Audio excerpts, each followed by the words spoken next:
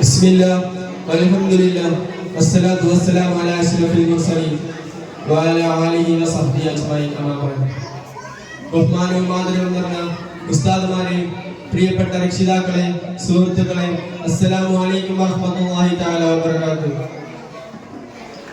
സുന്ദരമായ നബിദിനാഘോഷ വേദിയിൽ ഖുർആൻ മനുഷ്യകുലത്തിന്റെ വഴികാട്ടി എന്ന വിഷയത്തെക്കുറിച്ച് അല്പം സംസാരിക്കാനാണ് ഞാൻ ആഗ്രഹിക്കുന്നത്.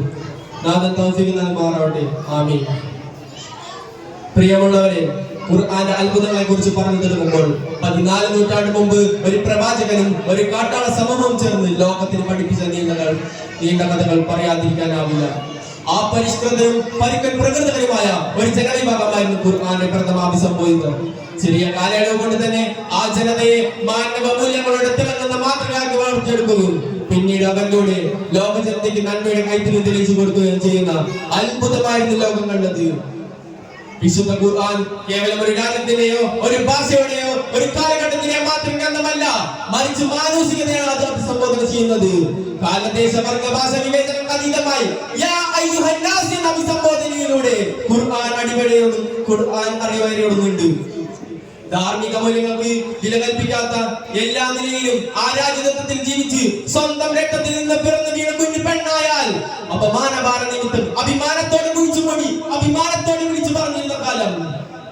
താൻ മരിച്ചു കഴിഞ്ഞാൽ തന്റെ കുഴിമാടത്തിന്റെ മുകളിൽ കുഴിച്ചു വെക്കുന്ന മുന്തിരിവള്ളിയുടെ വേരുകൾ നിർമ്മിക്കേണ്ടിയിരിക്കുന്ന തന്റെ അസ്ഥിപഞ്ജനങ്ങൾക്ക് മദ്യത്തിന് ലഹരി പകരുമെന്ന് പറഞ്ഞിരുന്ന ജനത സാമൂഹികമായും സാമ്പത്തികമായും രാഷ്ട്രീയമായും നന്മയില്ലാതെ ജനത ജീവിതത്തിൽ അടിപിടിയും പെണ്ണുപിടിയും കല്ലുകുടിയും മാത്രമാവുകയും അതിനുവേണ്ടി എന്ത് അനീതിയും എന്ത് അസഭ്യവും എന്ത് അശ്ലീലവും വിളിച്ചു പറയുവാൻ തൃപ്തരായ ഒരു സമൂഹത്തെ ക്രിസ്തുകാലം കൊണ്ട് ഖുർആൻ നക്ഷത്രം തുല്യരാക്കി സംസ്കരിച്ച് ഏറ്റവും ഉദാത്തരായ മാതൃക പുരുഷരാക്കി കാട്ടി. ഓരോ വട്ടവും ദൈന്യമായ അനാചാരങ്ങളും കീഴടങ്ങിയ കാലഘട്ടത്തിൽ ഓരോ വീട്ടിലും നാട്ടിലും കുടുംബങ്ങളിലും എണ്ണമറ്റ വിഗ്രഹങ്ങൾ ഉണ്ടായിരുന്ന സമയം എണ്ണമറ്റ വിഗ്രഹങ്ങളെ ചുറ്റിപ്പറ്റിയുള്ള അനാചാരങ്ങൾ നിഷ്കാസനം ചെയ്യുന്നതിന് വിശുദ്ധ ഖുർആൻ സ്വീകരിച്ചു ഏറ്റവും ഉദാത്തമായ മാർഗമായിരുന്നത്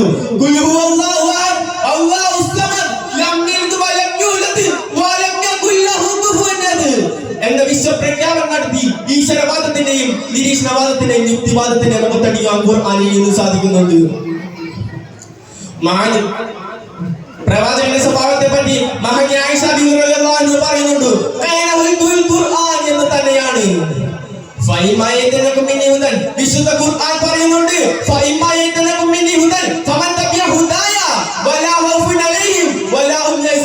എന്ന വിശ്വപ്രഖ്യാപനം നടത്തി ഈശ്വരവാദത്തിന്റെയും നിരീശ്വരവാദത്തിന്റെയും യുക്തിവാദത്തിന്റെയും മുഖത്തടിക്കുവാൻ ഖുർആനിൽ നിന്ന് സാധിക്കുന്നുണ്ട്. ജീവിതത്തെ രൂപപ്പെടുത്താനും വ്യക്തി ശുചീകരണത്തിനും ഖുർആൻ അധ്യാപകർ ലോകജനതയ്ക്ക് ഇന്നും മാതൃകയാണ്.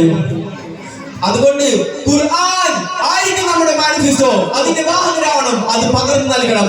നാഥൻ തൗഫീഖ് നൽകുമാറാവട്ടെ. ഇത്രയും പറഞ്ഞുകൊണ്ട് എന്റെ ഈ കൊച്ചു പ്രസംഗം ഇവിടെ അവസാനിപ്പിക്കുന്നു. അൽഹംദുലില്ലാഹി റബ്ബിൽ ആലമീൻ. അസ്സലാമു അലൈക്കും വറഹ്മത്തുള്ളാഹി തആല വബറകാതുഹു.